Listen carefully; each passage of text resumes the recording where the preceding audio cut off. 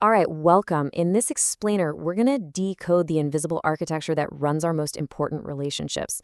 We'll be using the human braining framework to map out exactly why we connect, why we clash, and maybe, just maybe, how we can finally start speaking the same language. It's one of the most painful questions out there, right? You can love someone with everything you've got. You can be 100% committed, and you can still walk away from a simple conversation feeling completely and totally invisible. So why does this keep happening? Well, it turns out that most of the relationship advice we get kind of misses the point. It's always focused on surface level stuff, the what we do, but it almost never gets to the deep, hidden logic that's actually driving our actions. And that's where this whole idea of human braining comes in. It's like it reveals the mental blueprints that are secretly running the show. And that quote right there, it just nails it. Every single relationship is basically these two internal blueprints trying to intersect, trying to connect. And until we can actually see the map of our partner's mind, and just as importantly, our own, we're basically just stumbling around in the dark. Okay, so let's really dive into the core theory here. Each of us has what the system calls a native compass. It's like our fundamental operating system. It guides how we see the world, especially when things get stressful. So this is what braining is. And let's be clear, this isn't your personality or your quirks. It's way deeper than that. It's the core, instinctual logic that kicks in when you're under pressure. The thing that tells you what's real, what's safe, and what you absolutely have to do to feel sane again. It is the why behind everything. And this internal compass of ours basically comes in three main flavors. You've got the B-brainer, who is all about meaning and identity. Then there's the do-brainer, who is laser-focused on action and impact. And finally, the have-brainer, who seeks structure and stability above all else. Honestly, this one slide, it's the Rosetta Stone for understanding everything else we're going to talk about. So how does all this actually play out in our relationships? Well, let's completely reframe that old idea of love languages. Because it's not really about the channel, like gifts or words of affirmation. It's about the fundamental code that your brain is actually wired to receive. And this is the absolute heartbreaking truth of it. Most relationships don't fail because of a lack of love. They fail because of a translation problem.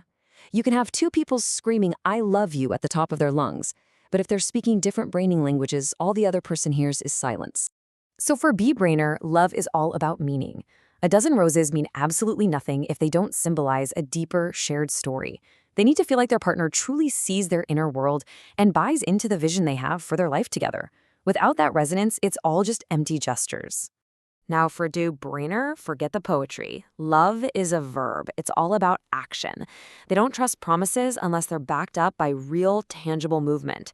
For them, driving all night to show up in a crisis, that's the most romantic thing in the world. That's love in motion. And then we have the have-brainer. For them, love feels like safety. It feels like stability. It's proven through loyalty, through honoring traditions, and just the deep, profound comfort of knowing their partner is dependable. A surprise trip might actually feel like chaos, but making them coffee every single morning without fail, that is pure unconditional love. And this table just lays it all out so clearly. You see how for a B, deep talk and validating their vision is everything, but dismissing their dreams feels like a fundamental rejection. For a do, shared action is love, but hesitation feels like a betrayal of momentum. And for a have, consistency is the ultimate proof of love, while unpredictability feels like a threat to their entire world. Okay, so we've talked about how we receive love. Now let's flip the coin and talk about the flip side, conflict. Because what's so fascinating is that these fights we have aren't random. They follow these incredibly predictable patterns, all based on how our different operating systems collide. So look at this. Every single pairing has this amazing natural harmony, a place where they just click. But it also comes with a built-in conflict risk. The be and the do, they're the ultimate vision plus execution team, but they're always going to argue about timing and pace. Recognizing your specific pattern is the absolute first step to breaking it. To really get a feel for this, let's zoom in on one of the most dynamic and, yeah, sometimes volatile pairings, the B-brainer visionary and the do-brainer executor. When these two are in sync, they can literally change the world. But when they're not, it can get explosive. And this right here is where all goes wrong, even when both people have the best intentions. They are in the exact same argument, but they are hearing two completely different things. The B-brainer says, hey, let's pause and make sure this feels right. And what the do-brainer hears is, you want to kill all momentum. Then the do-brainer says, we need to act now. And what the B-brainer hears is, you don't care about the meaning behind what we're doing. And this miscommunication leads to what the framework calls killing phrases. These are words that might seem totally innocent to you, but to the person on the receiving end, they feel like a profound invalidation of their entire being. Telling a bee to stop overthinking is like telling them their soul is an inconvenience. Telling a do to plan more signals that their greatest strength, their drive, is actually a flaw.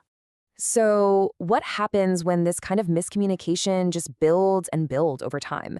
When these core needs go unmet for long enough, the entire system can just break down. And this isn't just another fight. It's what you call a structural collapse. And this is such a critical idea to grasp. A relationship collapsing isn't because someone's a bad person or has some deep character flaw. It's a predictable structural failure.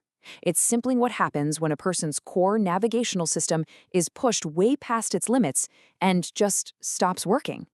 To really see this in action, let's follow the journey of one specific type, the do-brainer. Their collapse is often a journey from this blazing fire of pure, relentless action right down to cold ashes. And you can see the step-by-step process right here. It starts when their need for action is constantly blocked. So they push harder, they get louder, more restless. But when that still fails to create any forward motion, they just stop. The relationship becomes a void. It's not even angry anymore. It's just empty.